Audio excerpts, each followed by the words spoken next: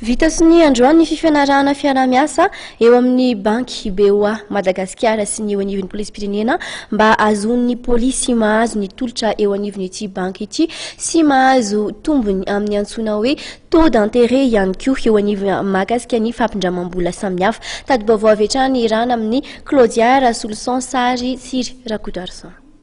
Miara-miasa akaiky ankehitriny ny banky BOA Madagasikara sy ny polisy-pirenena ary mahazo tombon-dany eo amin'ny fampiasana ny tolotra samihafa izay omen'ny BOA Madagasikara ho an'ny mpanjifany ny avy ao amin'ny polisy-pirenena.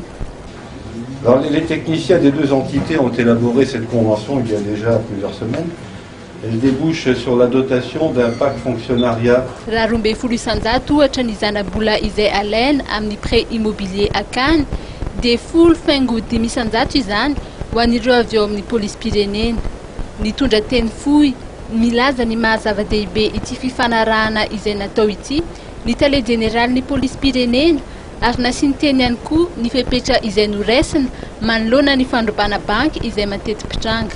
Le votoatin'ny convention soniavina androany moa zany dia convention entre ny signature le convention entre ny BOA sy ny police nationale izay anolorany BOA andreo produit misy eo amin'io zany en terme de crédit moa zany misy eo amin'io dia atolotra ny proposé amin'ny polisy-pirenena ao analan'io convention io dia miara-miasa zany zay ao anatin'izay atao hoe promouvoir le produit any ohatra ny tsena rehetra amin'ny entana amidy sy ny sisa dia efa misy polisy mihitsy zany hitanareo ngamba any polisy miara-miasa amin'ny décide eo manasinaseure sécurité andreo.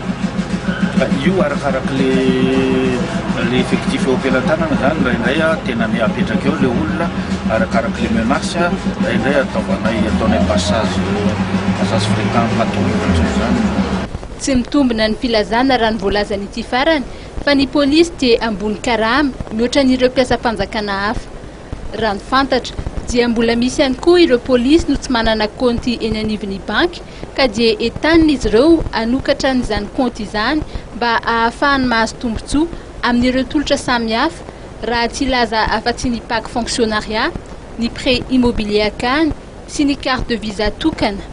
Raha tsy aivina dia miisa 7 ny mahasoivon'ny banky BOA manerana nosy ankehitriny ary ny tanjony dia ny anakaiky hatrany ny mpanjifa.